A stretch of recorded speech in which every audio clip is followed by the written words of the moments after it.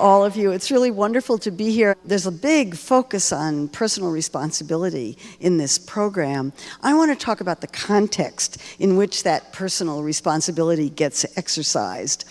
And I do this, I'm going to be talking a lot about obesity because that's the easiest way to talk about it. And as you've all heard, rates of obesity have been going up in the United States. That's hardly news. And the big question is what to do about it.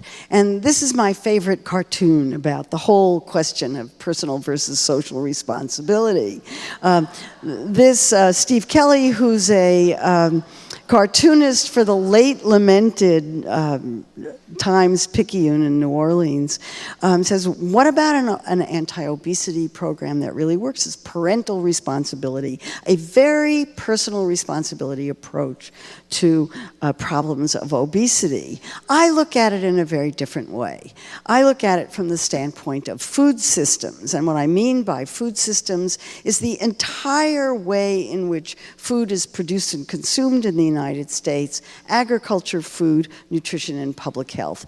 I don't think you as an individual or your clients can explain how the difficulty that people have managing their weight without understanding how agriculture works in this country and how the social environment leaves. Now, the other thing that you're being told over and over is that nobody can tell you what a healthy diet is. I think that's wrong. It's perfectly obvious what a healthy diet is. You need to you need to balance calories, eat less, move more, eat plenty of vegetables and fruits, don't eat too much junk food, enjoy everything you're eating, and please don't eat my book. If it seems more complicated than that, and it certainly does most of the time, it's surely because of the effect of that advice on the food industry. And this was beautifully expressed by an executive of Coca-Cola who gave an extremely revealing interview to Advertising Age in which she said obesity has become our Achilles heel. It used to be we didn't have to pay any attention to it. Now it just nags at us every single day. And I think there are very good reasons for that. And in order to explain the reasons, let's start from the dawn of rising rates of obesity, which really didn't start until the early 1980s. So you have to ask the question, what happened in the early 1980s that made people either eat more or move less or do both? So let me start with the move less part of it. There is counterintuitively very, very little evidence that I can find that people are moving less now than they were in the early 1980s. I know it seems like all those electronic things are keeping everybody very sedentary, but it turns out there were plenty of things that kept people sedentary in the 1980s. And the best, the best data that I can find on this are from the Centers for Disease Control and Prevention, and they show, if anything, that between 1980 and the present, rates of activity have gone up a little tiny bit. And if you look at it a different way, rates of inactivity have gone down a little tiny bit. I don't know whether to believe this or not. I'm not going to push this point too hard, except to say that there's just not much evidence one way or the other for much change. In contrast, there is an enormous amount of evidence that people are eating more now than they did in the early 1980s.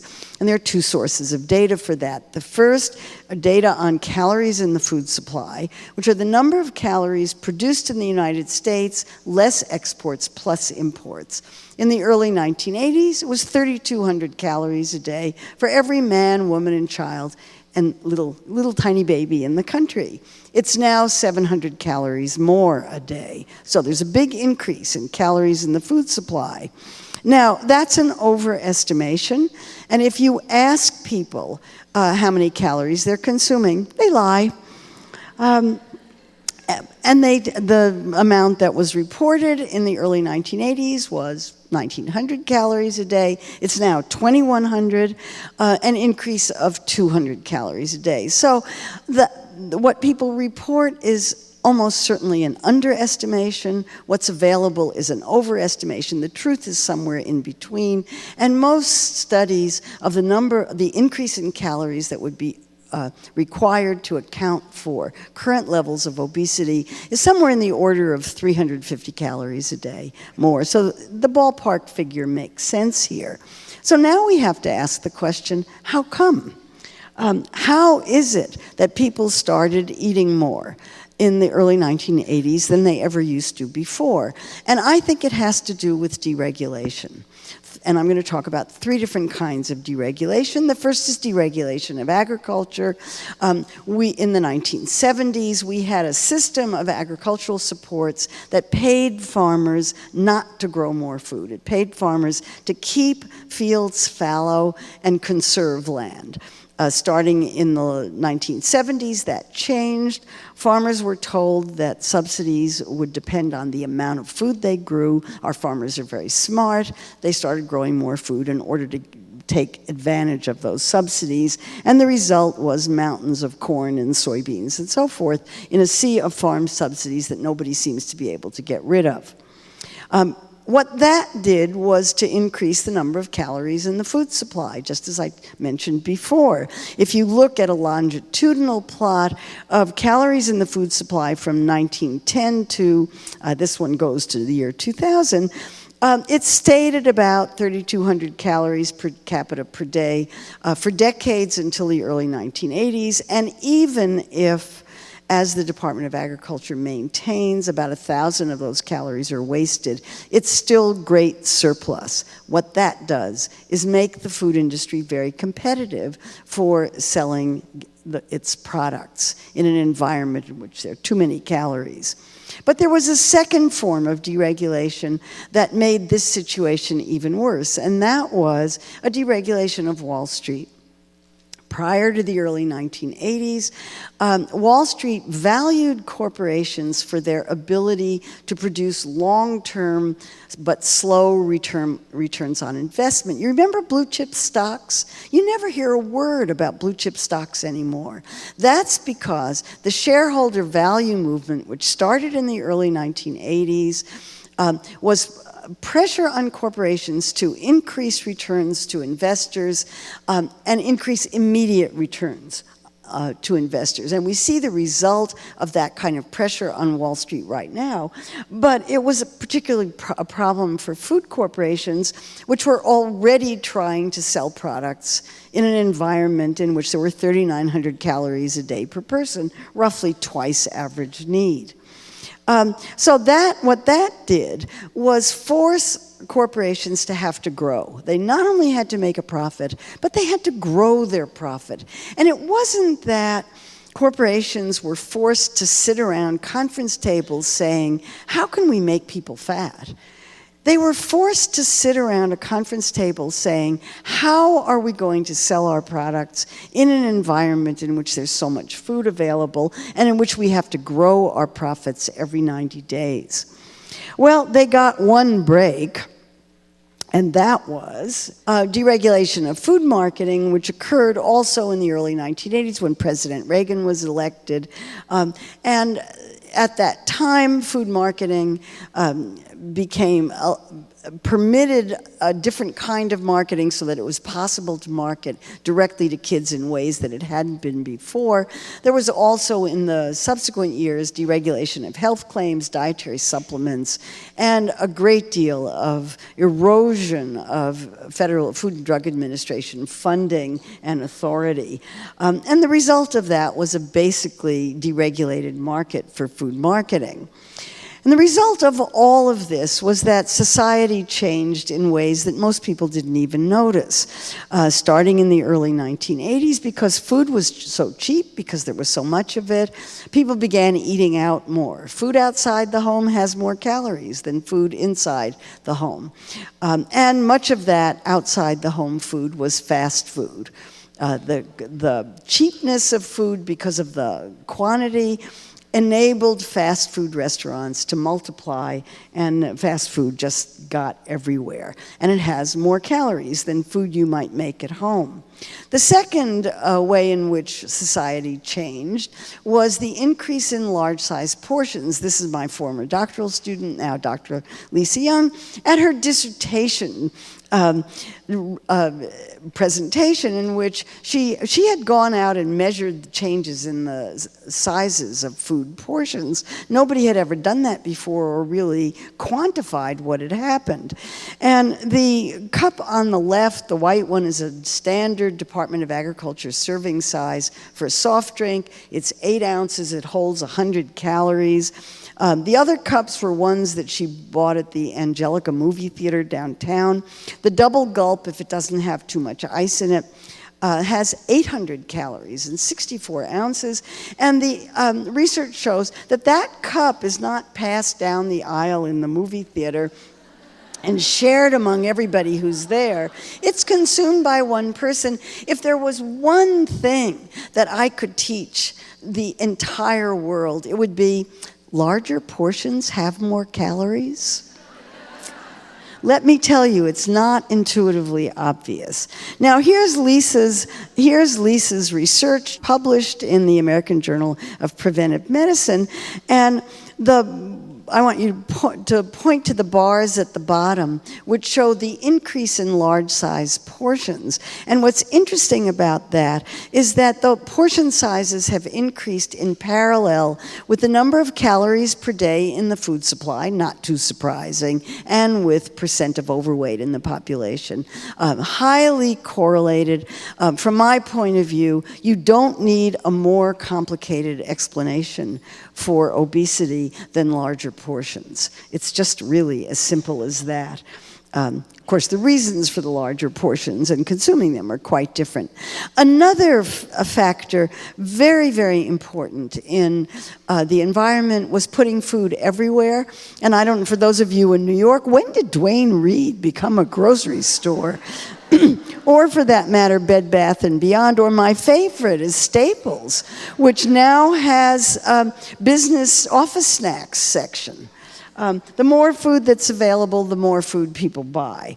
It's a big promoter of eating more. So are low prices. And I like to ask the question, if you go into McDonald's with $5, you can buy 5 hamburgers or 1 salad. What's that about? Just think about it for a minute. It's just bizarre. And it has a lot to do with the way that we subsidize some foods in the food supply and not others. And if poor people, and you're dealing with poor clients who don't have a lot of money, if they don't want to eat fruits and vegetables because they think they're really expensive, you know what? They're right. The Department of Commerce has done plots of the indexed price of fruits and vegetables since 1980, and it shows an increase in the index price of 40% since then, whereas the index price of beer, butter, and sodas has gone down by 15 to 30%. What's that about? Once again, it's what the government supports and what the government doesn't support. So all in all, what's been created is an environment in which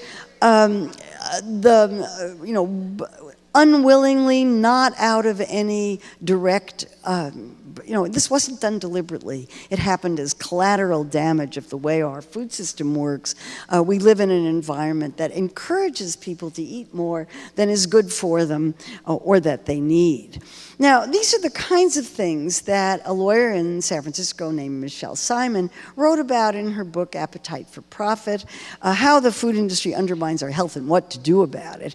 And in it, the part in that book that just most grabbed me was her account of the enormous pressures on food companies, from advocates like me who want them to stop marketing to children, from regulators who want to regulate them as much as they can, from lawyers who want to sue them, and from Wall Street that simply wants them to make more money every quarter.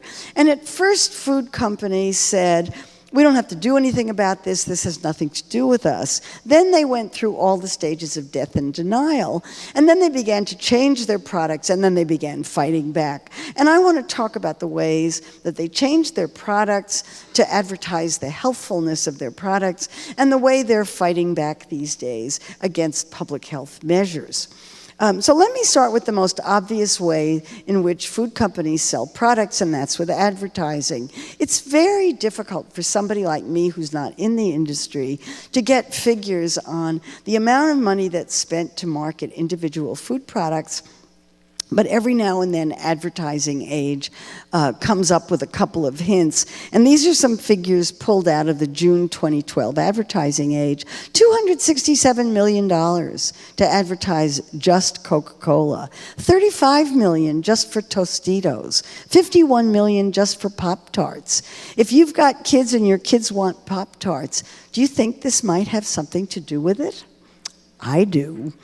And then health claims on food packages. Every company wants a health claim on its food package because everybody wants to be healthy. And we all want to buy healthy products for ourselves and for our children. And so these are just a few of my favorite products. Gummy bears that are organic. Reduced fat peanut butter. I happen to love peanut butter, but this one's really silly. No trans fat in Frito-Lay snacks. And Fruity Pebbles has become your best source of vitamin D. And Cocoa Krispies will keep your kid from getting sick. There are now a lot of people doing research on marketing. You know, most of these kinds of the things that the basis of marketing. Foods is all proprietary. The companies have it, but they don't talk about it. But recently, researchers have begun looking at it, and what they show is that a health claim on food packages makes people think that the calories are low. If you have an organic sign on a food package, people automatically assume that it's a low-calorie health food product. So there's some education that needs to be done on that. But these are the kinds of things that encouraged a colleague and I to write an article in the Journal of the American Medical Association asking whether the food industry can play a constructive role in the obesity epidemic, and I think it's fair to say that we're dubious. And the reason that we're dubious is because the goals of industry and the goals of public health are really not the same. The goal of industry is really very simple. It's to sell as many products as possible and make as much money as possible and grow profits every 90 days. The goal of public health is to make people healthy. And those are not necessarily the same. So given that situation, let's look at some of the efforts that are being made now to try to encourage people to be healthier. And I want to say that I'm a great admirer of Michelle Obama and what she has done.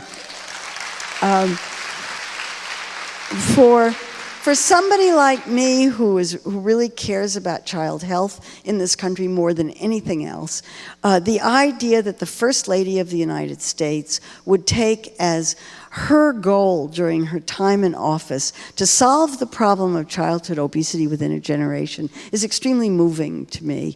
And what I want to talk about is what she was up against. I don't know whether she knew what she was up against when she took this on, but I thought it was really courageous of her.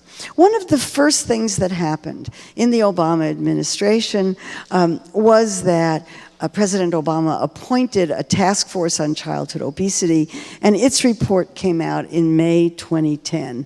And that report established the agenda for Mrs. Obama's Let's Move campaign, which was announced in February 2010. And the obesity task force reports had 70 recommendations, and a few of them were on subjects that are very interesting to me and that I'm going to talk about, on school food. One of Mrs. Obama's major thrusts of the Let's Move campaign was to try to improve school food. And the Obesity Task Force report, which is really worth reading, talked about trying to establish dietary principles for school food, meal standards, and nutrition standards for school food. I'm going to have something to say about each of those. And then it has a lot of recommendations about how to encourage healthy eating and how to discourage unhealthy eating. So let's start with the famous My Plate that you've already seen. And I want to talk about what I think is good about this. These were the dietary guidelines, the result of that came out in 2011. I just love the first advice to consumers that came out with this, which is enjoy your food but eat less. I thought that was really good advice. Avoid oversized portions, really good advice. And I'm particularly fond of the last one, which is to drink water instead of sugary drinks. So these messages that came out with my plate, it seems to me, were very, very important and well worth looking at. Eat half your plate, fruits and vegetables, good idea. So that set the kind of overall principles for what was supposed to happen with school food.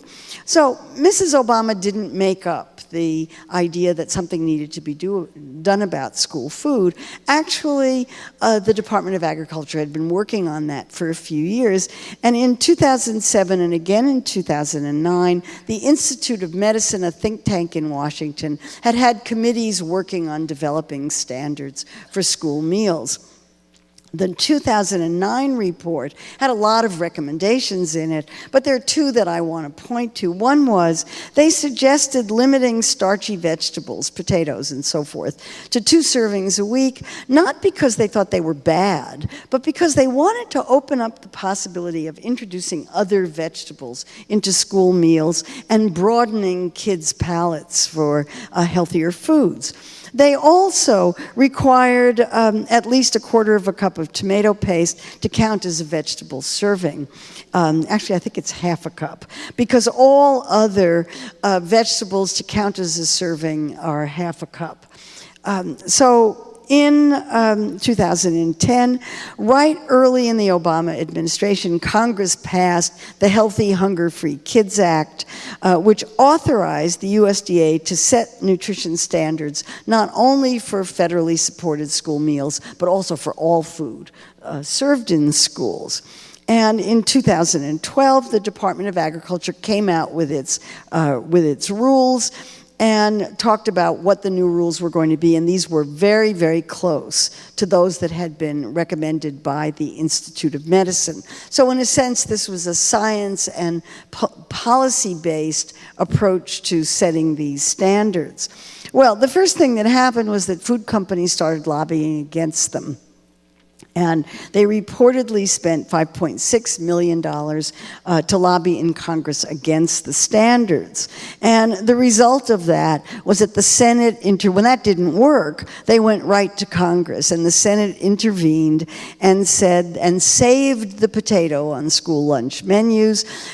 So it passed a rule in the agriculture spending bill that the Department of Agriculture could not limit the number of times that French fries could be served during a school week. And then they also said that no funds could be used to require crediting of tomato paste and puree based on any kind of volume standards, meaning that even a teaspoon of tomato paste on pizza would now count as a vegetable serving. So the cartoonists had a field day with this. That's no vegetable. And I also thought that this sent the message, if you don't like the science-based and policy-based rules, you just go right to your senator and get it overturned. Well, now, as I'm sure many of you know, there's an enormous fuss about school-based calorie standards. And maybe you've seen the video made by some high school students showing that the new lunch standards were so limiting that they were fainting during their physical activity. The standards are 650 calories from kindergarten to 5, 700 for kids age 6 to 8, and high school students get 850 calories for lunch. I don't know about you, but 850 calories ought to be enough to get even the biggest boy in high school through a couple of hours of school. But that's not how Republican congressmen see it, and 2 Republican congressmen, one from Kansas and one from Iowa, have introduced the No Hungry Kids Act to overturn this whole thing. And the reasons for it are very straightforward. President Obama's nanny state, if they can invade the lunch tray of school kids, what's next? The new regulations are a one-size-fits-all encroachment of our liberties. Now, there's the personal responsibility argument writ large. No one size fits all. And they're using that not to promote kids' kids' health, but to intervene in an election year in a very, very tightly fought election. This is not about health. This is about election year politics. And if some of you think that 850 calories may not be enough to eat for lunch, Center for Science and the Public Interest has come out with this infographic. And they point out that if you look at the meals they're showing here, if those meals had been the ones that were on the menu, instead of fruits, vegetables, and other healthy foods, the Republican congressman would probably not be complaining so much. Let's talk about Mayor Bloomberg. In looking at the health of people in New York, they can see that there's a lot of type 2 diabetes that's related to obesity, and they've been looking over the past several years for ways to try to improve the environment to make the healthy choice the easy choice for people. And so that's where the soda cap came in. Mayor Bloomberg introduced a soda cap, to make a 16-ounce soda the default. I actually thought it was too big. I thought they should have made the 8-ounce soda the default, but that's just me. So he was being kind of relaxed about it. A 16-ounce soda has almost 200 calories, almost 2 ounces of sugar, and if you look at its history, in the 1950s, it was considered a big soda and large enough to serve 3. That's how much portion sizes have changed. And we really need to know that. Well, the first thing the soda industry did was to attack the science. And they had big full-page ads in the New York Times saying this was junk science, there were no facts that linked sodas to obesity, and this was just ridiculous. Then they attacked the critic. I don't know how many of you saw that ad. I just loved it.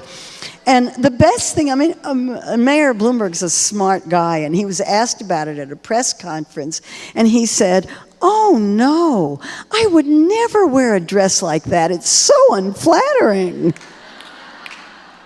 I thought that was really funny, and I've cited the source of that there. There was a reporter for the New York Times who was at the press conference and heard that.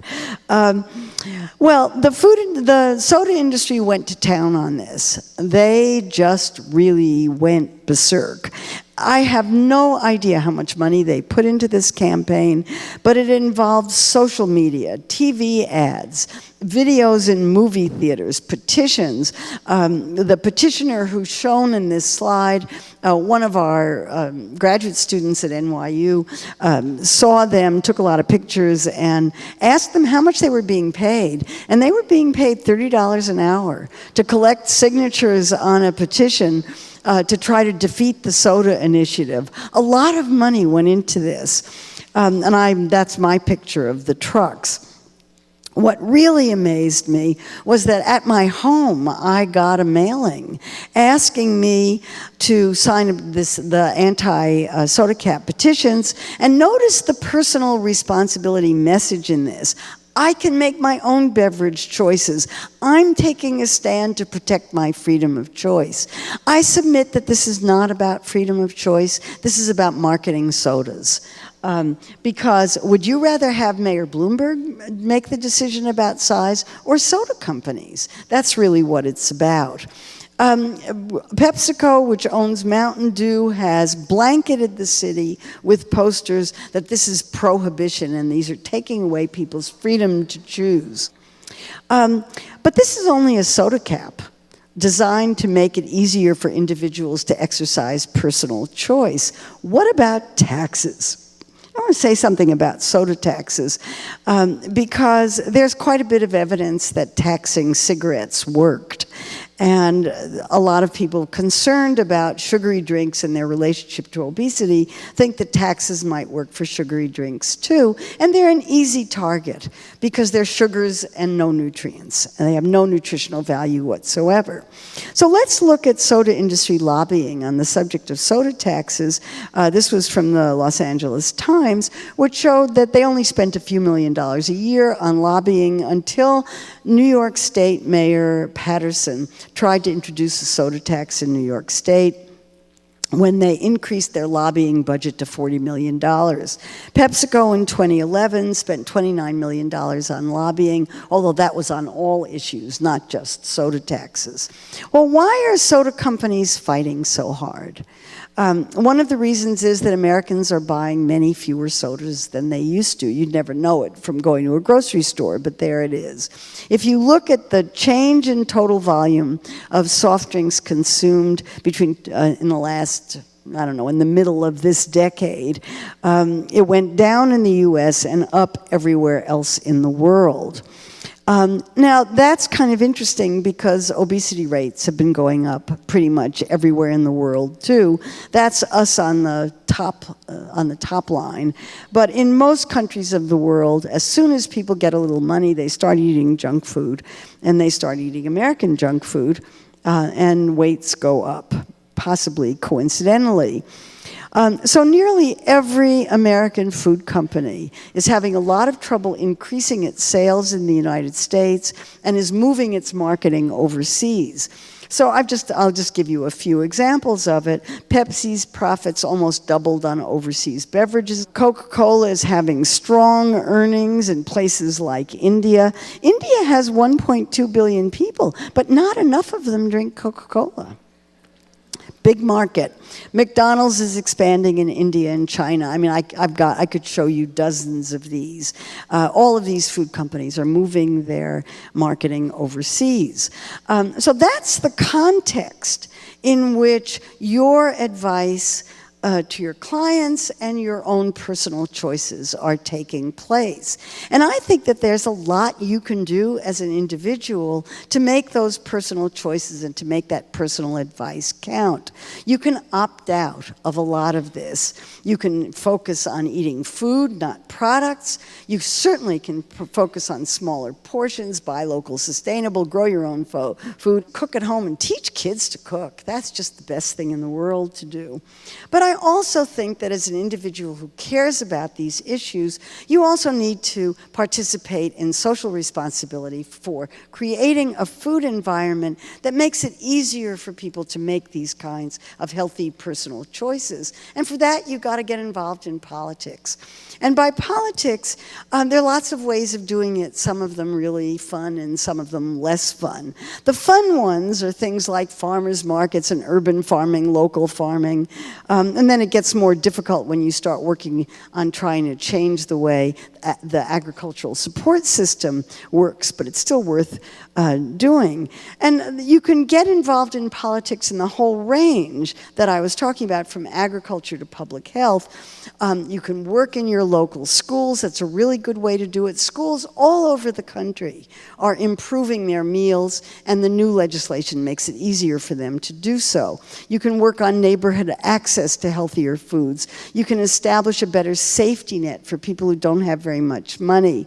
You can work on issues related to marketing to children and food labels and those kinds of things, and then think about maybe some way, sometime, of dealing with the really big ones, which are somehow cleaning up the corruption in our election campaign laws, which we're seeing in action right now, and then cleaning up the corruption on Wall Street, which are really the basis of all of the problems that we have to deal with. So I'll leave you there with that. I appreciate so much the opportunity to talk to you. Go out and do it.